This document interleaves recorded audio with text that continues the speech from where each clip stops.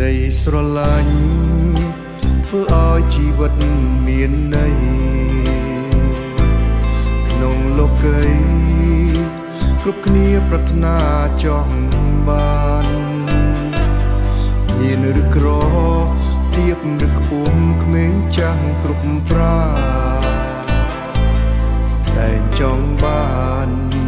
មានអ្នកដែលស្រឡាញ់ខ្លួនក្តីស្រឡាញ់សំខាន់ជាទីបំផុត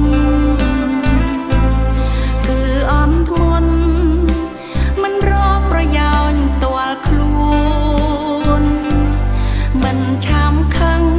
មិនប្រកាន់តពីបងប្អូ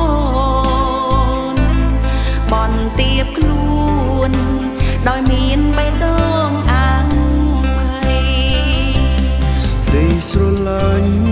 មិនប្រព្រឹត្តបែបមិនគួរសរមានចិត្តធំធ្វើបាបដល់អ្នកដទៃមិនត្រេកអរសប្បាយនឹងការទុច្ចរិតអ្វីទើបមានន័យពិតជាសេចក្តីស្រឡាញ់ក្តីស្រឡាញ់រីករាយតែក្តីស្មងត្រង់កែដំរំគ្នាដោយសេចក្តីស្រឡាញ់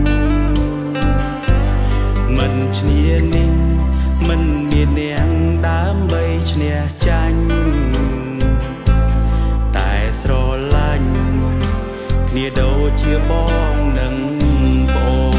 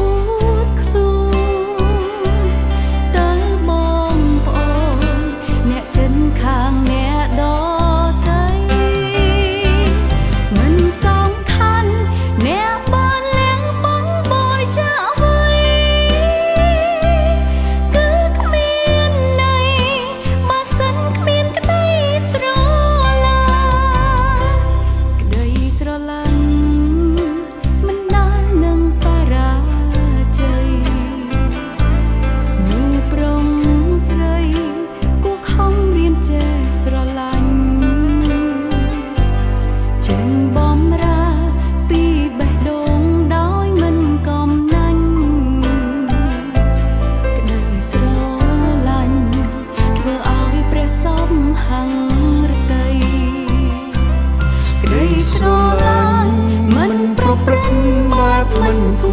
រសរ